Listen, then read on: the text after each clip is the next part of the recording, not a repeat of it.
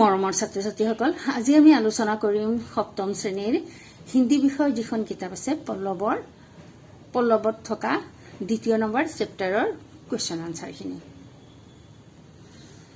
এতিয়া চোৱা 2 নম্বৰ চেপ্টাৰত তোমালোকে কি দেখি পালা? চাৰ মিত্ৰ মানে 4জন বন্ধু আছিল। সিহঁত 4জন বন্ধু আছিল। কোন কোন আছিল চোৱা? চুহা, কৌৱা আৰু কছুৱা মানে নিগনি, কাউৰী আৰু কছুৱা মানে কাছ আৰু এটা কি হৰিণা। সিহঁত 4জন বন্ধু আছিল। সিহঁতে যেতিয়া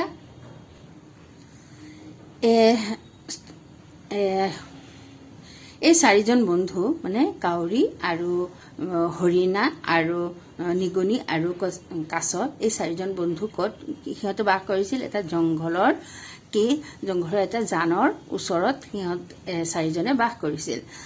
তাৰ মানে এই কাহিনীটো তোমালোকক এই কিতাপটোত কি দিছে জানা? 4জন বন্ধুৱে এজনে আৰু এজন যদি বিপদত পৰে তেনেহলে গোটেই কেইজনে মিলি আন এজনক সহায় কৰি তাৰ পৰা উদ্ধাৰ কৰে। তাৰ মানে প্ৰথমতে কি হৈছে, হিৰণজনী মানে হৰিণাজনীক কি কৰিছিল? জালত ফচি গৈছিল। মানে এটা চিকাৰীয়ে তাক জালত কি কৰিছিল? ফচাই দিছিল, মানে তাক বন্দী কৰিছিল। তেতিয়া মানে কাউৰী, তাৰপিছত কোন আছিল? নিগনি আৰু কাছ আৰু সিহঁত 3টাই কি কৰিছিল? মিলি কেনেকে তাক তাৰ পৰা জালৰ পৰা বচাইছিল। আৰু তাৰমানে এই কাহিনীটো তোমালোকক এইটোৱে ক'ব বিচাৰিছে যে তোমালোকে এজন বন্ধুক আৰু এজন বন্ধুৱে সহায় কৰিব লাগে। বিপদত পৰিলে সেই এজন বন্ধুৱে আৰু এজন বন্ধুক কি কৰিব লাগে? সহায় কৰিব লাগে। সেইখিনি তোমালোকক বুজাবলৈ এই কাহিনীটি দিছে। এতিয়া আমি কি কৰো চোৱা, এতিয়া আমি প্ৰশ্ন উত্তৰসমূহ আলোচনা কৰি ল'ম। প্ৰথম প্ৰশ্নটো তোমালোকক কি দিছে চোৱা। এতিয়া চোৱা প্ৰথম প্ৰশ্ন, अभ्यासमाला 5 से पूर्ण वाक्य में उत्तर दो। 4 मित्र कहाँ रहते थे মানে 4জন বন্ধু ক'ত বাস কৰিছিল। এতিয়া তোমালোকক মই এটা প্ৰশ্ন গোটেইখিনি আলোচনা কৰি দিম। তোমালোকৰ মই এই পাঠটিৰ গোটেইখিনি প্ৰশ্ন উত্তৰ আলোচনা কৰি দিম। আৰু সেইকাৰণে তোমালোকে ভিডিঅ'টো স্কিপ নকৰাকে একেবাৰে প্ৰথমৰ পৰা শেষলৈকে চাবা আৰু ভিডিঅ'টোৰ ওপৰত এটা কমেণ্ট কৰিবা। 4 মিত্ৰ কাহা ৰেহতে থে মানে 4জন বন্ধু ক'ত বাস কৰিছিল। তো চাৰো মিত্ৰ হ'ব, চাৰ নহয়, 4 মিত্ৰ কাহা ৰেহতে 4জন বন্ধু ক'ত বাস কৰিছিল। 4 মিত্ৰ এক ঘনে জংগল মে ঝিল কে কিনাৰে ৰেহতে থে মানে 4জন বন্ধু এটা মানে ঘন জংঘলত অৰণ্যত তাৰ নদীৰ বা জান-জুৰিৰ ওচৰত কি বাস কৰিছিল। নদী নহয়, জান-জুৰিৰ ওচৰত বাস কৰিছিল। কৌৱা কিসকি খোজ মে উড় চলা মানে কাউৰীজনীয়ে কাৰ সন্ধানত উৰি গৈছিল। তো কৌৱা হিৰণ কে খোজ মে উড় চলা, কাউৰীজনীয়ে হৰিণক বিচাৰি উৰি গৈছিল। কাক বিচাৰি উৰি গৈছিল? तो जाल में फंसे हिरण को छुड़ाने का उपाय किसने किस रूप में निकाला মানে জালত বন্দী হোৱা হৰিণাজনীক গুচুৱাবলৈ মানে জালৰ পৰা আঁতৰাবলৈ কোনে আৰু কেনেকৈ উপায় উলিয়াইছিল তাৰ জালৰ পৰা। कछुए ने जाल में फंसे हिरण को छुड़ाने का उपाय देते हुए कहा कि चूहा जाल काट कर हरिण को आजाद कर सकता है। তেনেহলে কোনে উপায় উলিয়াই বিচাৰিছিল? যে কছুৱে মানে কাছজনীয়ে উপায় বিচাৰি উলিয়াইছিল যে হৰিণা জাল মে ফসে হিৰণ কো ছুড়ানে কা উপায় দেতে হুৱে কাহা কি চুহা জাল কাটকৰ মানে চুহা নিগনিজনীয়ে জালটো কাটি তাক উলিয়াবলৈ তাক উলিয়াবৰ কাৰণে কি কৰিছিল? কি উপায় কোনে কৰিছিল? কাছজনীয়ে উপায় দিছিল। कछुए को किसने पकड़ा और उसे आजाद किसने किया। कछुए को बेहलिए ने पकड़ा। बेहलिए মানে হল ধৰা জংঘলত যে চৰাই চিৰিকটি যোনে শিকাৰ কৰে তাক বেহলিয়া বুলি কোৱা হয়। और चूहे ने उसे आजाद किया और কোনে নিগনিজনীয়ে কি কৰিছিল? কাছটো আজাদ কৰিছিল মানে তাৰ পৰা বন্দী হেৰি কৰিছিল।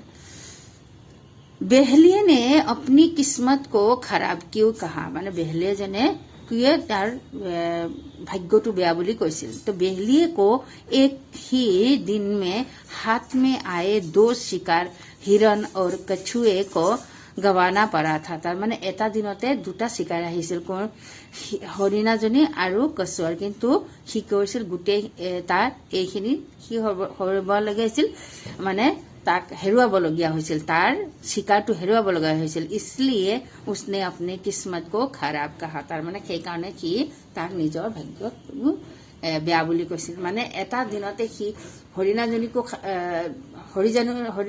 ধৰিব নোৱাৰিলে, কাছটোকো ধৰিব নোৱাৰিলে, সেইবাবে সি তাৰ নিজৰ ভাগ্যটো বেয়া বুলি কৈছিল। এতিয়া চোৱা তোমালোকক 2 নম্বৰ কি দিছে প্ৰশ্নটো, আহো চিত্ৰ কো আৱাজো কে সাথ মিলায়। মানে ইয়াত এইটো কি দিছিলে, এইটো কি দিছে, ঘোঁৰা ছবি দিছে, কুকুৰ দিছে, তাৰপিছত ছাগলী দিছে আৰু হাতী দিছে। হাতীৰ কেনেকে মানে তাৰ মাতটো কেনেকুৱা, যে মিমিয়ানা কেনেকে মাতে, কোনে মাতে, ছাগলী এনেকে মাতে নহয়, সেইকাৰণে মিমিয়ানা, ছাগলীৰ মাতটো মিমিয়ানা বুলি কোৱা হয় হিন্দীত। তাৰপিছত আছে চিঘ্ৰানাটো হৈছে হাতীয়ে চিঘ্ৰানা, মানে হাতীৰ মাতটো কি হয়, চিঘ্ৰানা বুলি কোৱা হয়। তাৰপিছত ৰেংকনা মানে হল ঘোঁৰাৰ মাতটো ৰেংকনা। অৰ ভোকনা মানে কুকুৰে ভোকনা বুলি কোৱা হয়। কুকুৰে ভুকি থাকে ন, ভোক কয়, সেইকাৰণে ভোকনা বুলি কোৱা হৈছে। তাৰ মানে এই চিত্ৰবিলাকত কাৰ কি মাত বুলি দেখুওৱা হৈছে, কাৰ কি মাত। মিমিয়ানা হল ছাগলীৰ মাত, চিঘ্ৰানা হল কি হাতীৰ মাত, তাৰপিছত ৰেংকনা হল কি ঘোঁৰাৰ মাত, আৰু ভোকনা হল কুকুৰৰ মাত। এতিয়া চোৱা 3 নম্বৰ প্ৰশ্ন, কিসনে কিসছে কাহা বাতাও। এই বাক্যটো কোনে কাক কৈছিল। এতিয়া চোৱা 3 নম্বৰ প্ৰশ্নৰ উত্তৰখিনি, বচাও মুঝে বচাও, মানে হিৰণে কৌৱেছে কাহা। যেতিয়া কোনোৱে বেহলিয়াই তাক ধৰি লৈ গৈছিল জালৰ ভিতৰত, তেতিয়া কি হিৰণে কৈছিল যে বচাও মুঝে বচাও। তাৰপিছত আছে 6 নম্বৰ, চিন্তা কি কোই বাত নেহি। এই কথাটো কোনে কাক কৈছিল, কছুৱে নে কৌৱে और चूहे से कहा। यहाँ तो कछुए राम दिखाई दे रहे हैं, बेहलिया ने अपने आप से कहा। यहाँ तो कछुए राम दिखाई दे रहे हैं, যেতিয়া মানে সেই হৰিণাজনীক গুচুৱাই লৈ গৈছিল সিহঁতে। তাৰপিছত কাছটো চবেতো সোনকালে গ'লগৈ, কিন্তু কাছটো সিহঁতে বহুত লাহেকে খোজকাঢ়ি যায়। যেতিয়া কাছটোক দেখিছিল যে বা হৰিণা, তেতিয়া সি ভাবিছিল বেহলিয়া যে হৰিণাটোক ধৰিব নোৱাৰিলেও কি হ'ল, কিন্তু কাছটোতো ধৰিব পাৰিম। সেইকাৰণে কাছটোক দেখি সি কথা নিজে মনে নিজক কৈছিল যে বেহলিয়া নে अपने आप से कहा। बेहली के घर पहुंचने से पहले ही कर डालना चाहिए। तार माने कोने কৈছিল এইটো, चूहे ने कौवे और हिरण से कहा।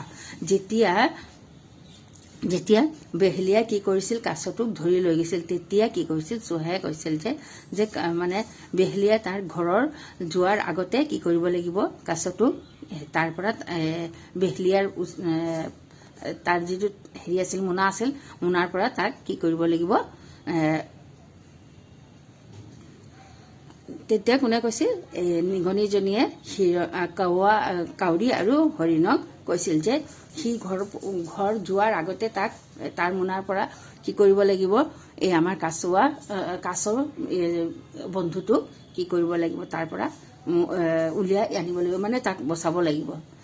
যদি সি আকৌ ঘৰলৈ যায়গৈ তেনেহলেতো সিহঁতে নোৱাৰিব, সেইকাৰণে কৈছে সি ঘৰত যোৱাৰ আগতে তাক আমি বচাব লাগিব। এতিয়া চোৱা তোমালোকক, এতিয়া চোৱা 17 নম্বৰ পেজত কি দিছে তোমালোকক, पाठ के आसपास। তাৰপিছত নেক্সট প্ৰশ্ন, तुम्हारे प्रिय मित्र कौन है, उसके बारे में 5 বাক্য লিখো। তাৰ মানে তোমালোকৰ নিজৰ বন্ধু কোন তাৰ বিষয়ে লিখিবলৈ দিছে 5 শাৰী বাক্য। মই তোমালোকক লিখি দিছো, চোৱা লিখি ল'বা। এতিয়া তোমালোকে নিজৰ বন্ধুৰ বিষয়ে ক'বলৈ দিছে বা লিখিবলৈ দিছে 5টা বাক্য। তো মেৰা প্ৰিয় মিত্ৰ মীৰা হে। তো মীৰা নিলিখি তোমালোকে ইয়াত বেলেগো লিখিব পাৰিবা। मीरा मेरी बचपन की सहेली है। तो मीरा मेरी हर मुश्किल वक्त में मेरा साथ खड़ी रहती है। माने मीरार मोर जिमाने विपदर সময়তে मोर ওচৰত থিয় হৈ मोर विपदत ही সহায় কৰিছিল। हम एक साथ एक कक्षा में पढ़ाई करते हैं। आमी दुजने एटाई क्लासत श्रेणीत आमी মানে আমি পঢ়ো আৰু এটা শ্ৰেণীতে পঢ়ো ধৰা আমি ক্লাছ 6 দুইজনেই ক্লাছ 6 পঢ়ো উसे খেলনা পছন্দ है তাই খেলিবলৈ ভাল পায় 5 নম্বৰটো লিখিবা वो बहुत हसमुख है তাৰ পিছত চোৱা নেক্সট প্ৰশ্ন सच्ची मित्रता की किन्हीं 5 विशेषताओं का এতিয়া চোৱা 2 নম্বৰ প্ৰশ্ন सच्ची मित्रता की किन्हीं 5 विशेषताओं का उल्लेख करो মানে সঁচা বন্ধুৰ 5টা বিশেষতা মানে বিশেষতা কি লিখিবলৈ দিছে তো মই লিখি দিছো তোমালোকক এবাৰ চাই লোৱা আৰু তাৰপিছত ধুনীয়াকৈ লিখি লবা सच्ची मित्रता की किन्हीं 5 विशेषताओं का सच्ची मित्रता की 5 विशेषताएं हैं लिखिबा लिखी तबिसत तलत लिखिबा एक दूसरे की मदद करना मुसीबत में साथ देना खुशी गम बांटना माने निजर सुखतो सुख दुख दुजने बाटा एनुका सच बोलना और गलतियां माफ करना तार माने एबिला गुण থাকিব লাগে মানে খসা বন্ধুৰ এইবিলাক গুণ থকা উচিত এতিয়া চোৱা তোমালোকক নেক্সট ইয়াত চোৱা 80 नंबर पेजत 18 नंबर पेजत কি দি আছে তোমালোকক आओ पशु और पक्षियों का नाम अलग अलग लिखे माने পশু আৰু চৰাইৰ নাম বেলেগ বেলেগ লিখিব দিছে ইয়াত পশু নাম ইয়াত পশু নহয় সৰি দে ইয়াত তোমালোকক পশু নাম লিখিব দিছে ইয়াত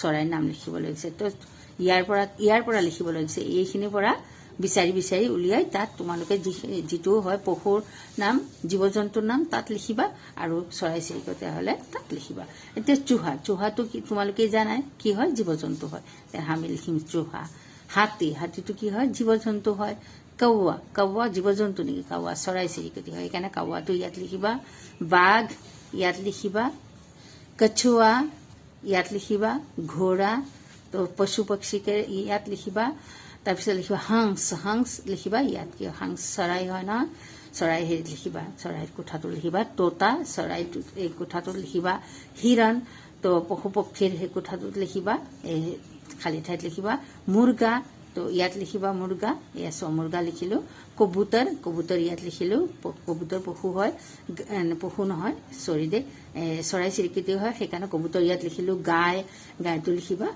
জীৱ-জন্তুৰ ঠাইত তাৰপিছত আৰু কোয়েল আৰু বগলা হয় বগলা মানে বগলী তো তোমালোকে চৰাই চিৰিকটিৰ জেগাত কোয়েল আৰু বগলা লিখি দিবা হৈছে না বুজি পাইছা না যদি বুজি নোপোৱা কিবা তেনেহলে মোক কমেন্ট কৰি জনাবা আৰু এই ভিডিঅ'টোৰ ওপৰত কেনেকুৱা লাগিল তোমালোকে কমেন্ট কৰি জনাবা তাৰপিছত চোৱা মে আৰু মে কা প্ৰয়োগ তাৰ মানে এই মে শব্দটোৰ প্ৰয়োগ আৰু এই মে শব্দটোৰ প্ৰয়োগ তোমালোকক দিছে ইয়াত এক ঘনে জংগল মে এক झील थी তো এইটো মে প্ৰয়োগ হৈছে कौआ नीचे आया तो देखा कि हिरन एक जाल में फंसा है एटू में होइसे प्रयोग मैं तुम्हारी मदद के लिए दोस्तों के साथ जाता हूँ तार माने ए मे शब्दटू हल मे माने आई মই शब्दटू हले एटू मे प्रयोग हबो आरो एटू मे हबो एक घने जंगल में एक झील थी मैं तुम्हारी दोस्त हूँ तो की हबो तनहले ए मेटू हबो तो मैं यहाँ हूँ यहाँ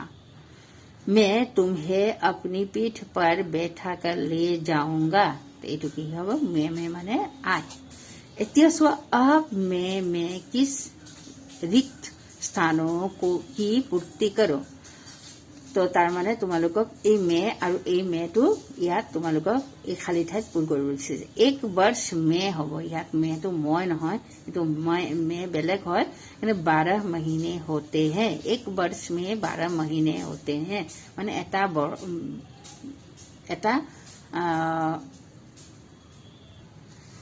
বছৰত এটা মাহ 12টা মাহ হয় মানে এটা বছৰত 12টা মাহ হয় गांव में मेला लगा है ये तुम्हें हबो मैं अपने घर को हमेशा सफाई रखता हूँ एटू मे प्रयोग हबो मे एटू मे माने মই जेहेतु एटू मे हबो आरो हितु हले या तुमालोके एटू बुझी पाबा जे মই माने आयु शब्द हले तेने हले मे एटू ओपरत दुटा हेरि আছে দুটা ঐকাৰ আছে আৰু এটা সবা অং এটা আছে তেনে হলে তেতিয়া তোমালোকে এইটো লিখিবা এইটো মে লিখিবা যেতিয়া মই হয় আই হয় তেতিয়া এই মেটো লিখিবা আৰু অন্যথা তোমালোকে এইটো মে লিখিবা বুজি পাইছা र का प्रयोग এতিয়া र का प्रयोग দিছে তোমালোকক ৰৰ প্ৰয়োগ ৰ के विविध रूप है ৰৰ বিভিন্ন ৰূপ আছে যেনে ৰ ৰেফ ৰকাৰ এতিয়া তোমালোকক ৰ এটু কি হল ৰেফ এটু ৰকাৰ এটু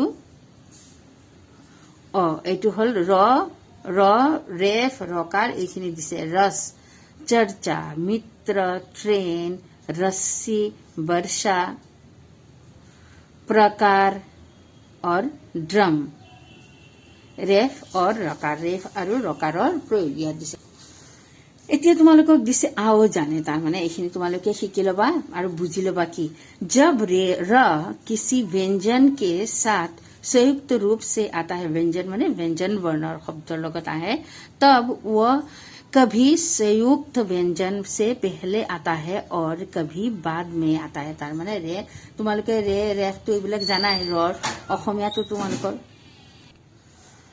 से पहले आता है और कभी बाद में आता है तुम्हालोके तो জানাই ৰৰ কেতিয়াবা প্ৰথমতে ৰ ব্যৱহাৰ হয় কেতিয়াবা ৰ পিছত ব্যৱহাৰ হয় जब र पहले आता है जैसे र जुक्त तो रेफ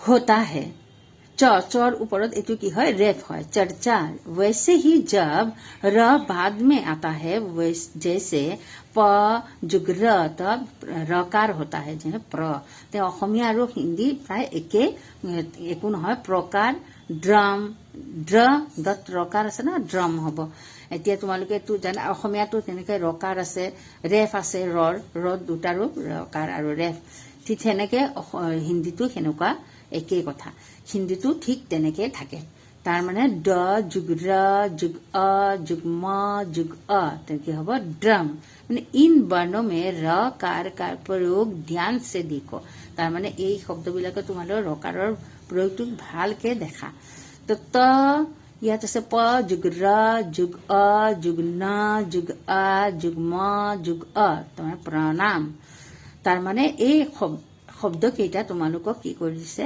একেবাৰে বৰ্ণ বিচ্ছেদ কৰি দেখুৱাই দিছে ত जुग र ट्र जुग ए কি হ'ব ट्रे जुग न কি হ'ব ट्रेन न जुग अ ट्रेन হ'ব द जुग र द्र হ'ব जुग उ त द्रु द्र जुग र जुग লগত उ লাগিলে द्रु হ'ব जुक्त जुग अ द्रुत त जुग र जुग अ तक त्र और श जुग र जुग अ की हवा स्र और ह जुग र जुग अ हवा ह्र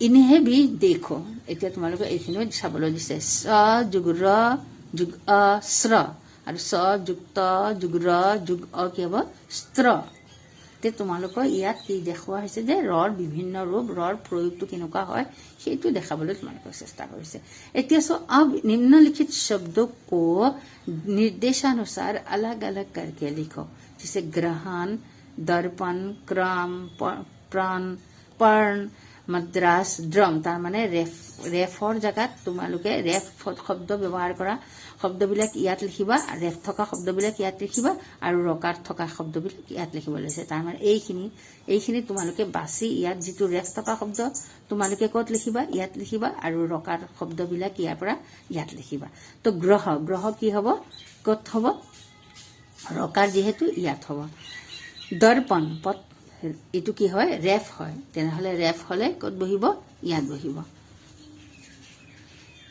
তাৰ পিছত আছে ক্ৰম হল ইয়াত লিখিবা তাৰ পিছত পৰ্ণ ইয়াত কি হয় এটু ৰেফ হয় সেইকাৰণে ইয়াত লিখিবা মাদ্ৰাজ হ'ব ইয়াত লিখিবা ৰকাৰৰ জাগাত মাদ্ৰাজটো লিখিবা কি ৰকাৰ আছে যেহেতু ড্ৰাম হয় ৰকাৰ হয় দত ৰকাৰ ম ড্ৰাম ৰকাৰৰ ঠাইত লিখিবা বুজি পাইছানে তোমালোকক একেবাৰে সহজ ভাষাত তোমালোকক লিখি দিয়া হৈছে আৰু তোমালোকে এইখিনি পঢ়িবা ভালকে পঢ়িবা আৰু ধুনীয়াকে উচ্চাৰণ একেবাৰে শব্দবিলাক ঠিককে পঢ়িবা যদি নোৱাৰা তেনেহলে কোনো শব্দ তোমালোকৰ অকন বুজা নাই বা শব্দ তোমালোকে উচ্চাৰণ কৰিব পৰা নাই তেনেহলে মোক কমেন্ট কৰি জনাবা আৰু যদি ভিডিওটো ভাল লাগে তেনেহলে লাইক শেয়াৰ আৰু সাবস্ক্ৰাইব কৰিবলৈ একেবাৰে নাপাহৰিবা जब किसी स्वर का उच्चारण मुख और नाक दांत दोनों से होता है तब उसे अनुनासिक स्वर कहा जाता है। তাৰ মানে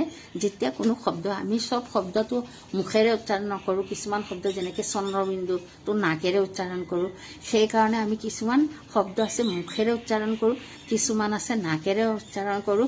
সেই শব্দবোৰ যদি মুখ और नाक दोनों से होता है, मुख और नाकेरे दुईटारे হয়, তেনেহলে আমি এই শব্দবিলাকক কি বুলি কোৱা হয়? अनुनासिक स्वर कहा जाता है। वैसे स्वर के ऊपर चंद्रबिंदु लगाया जाता है। তাৰ মানে চন্দ্ৰবিন্দু থকা শব্দবিলাককে अनुनासिक स्वर বুলি কোৱা হয়। जैसे गवार, आँख, ईंट, ऊंट, भैंस, गेंद आदि। अनुस्वार नाक से उच्चारित होने वाले वर्ग के पंचम वर्ण यानी ओंगा, निया, न, बराना, दंता न, छोटा न, म के स्थान पर विकल्प से बिंदु के रूप में आते हैं। जैसे ओंगा जुग ग की हवा गंगा, तो निया जुग च चंचल, न जुग ड खंड, न जुग त अंत, म जुग प संपर्क। तो आओ पाठ में आए कुछ शब्द के अर्थ जाने। তোমালোকে ইয়াত শব্দ অৰ্থ দিছে, এই শব্দ অৰ্থবিলাক তোমালোকে শিকিবা, একেবাৰে ইম্পৰ্টেণ্ট হয়। কিহৰ কাৰণে? তোমালোকৰ যদি পৰীক্ষাত নাহে, পৰীক্ষাত অহাৰ কাৰণে কি তোমালোকে পঢ়া নেকি? নহয়, পৰীক্ষাত অহাৰ কাৰণে নহয়, তোমালোকে কিছুমান জ্ঞান পাবৰ কাৰণে। কিছুমানে আছে ক'ব কি ইম্পৰ্টেণ্ট দিবলৈ, ইম্পৰ্টেণ্টৰ কথা নহয়, তোমালোকে গোটেইখিনি পঢ়িবা, নহয় এটা নহয় এটাতো শব্দ কিবাটো শিকিব পাৰিবা। এতিয়া তোমালোকে আজি ভালকে নপঢ়িলা, ক্লাছ 7ত তোমালোকে ভাল নম্বৰ পাই গলা, কিন্তু যেতিয়া তোমালোকে ডাঙৰ ক্লাছত উঠিবা তেতিয়া তোমালোকে কি হ'ব? বুজাৰ ওপৰত তোমালোকৰ প্ৰশ্ন উত্তৰ দিয়া হ'ব। তেতিয়া তোমালোকে কিমানখিনি বুজি পাইছা তাৰ ওপৰত তোমালোকে মাৰ্ক তেতিয়া কি হ'ব? কমি আহি যাব। সেইকাৰণে তোমালোকে কি কৰিবা? এতিয়া তোমালোকৰ হিন্দীটো তোমালোকে অলপ ধৰা পোৱা নাই, নতুন ছাবজেক্ট পাইছা, সেইকাৰণে শব্দ অৰ্থবিলাক তোমালোকে শিকি যাবা।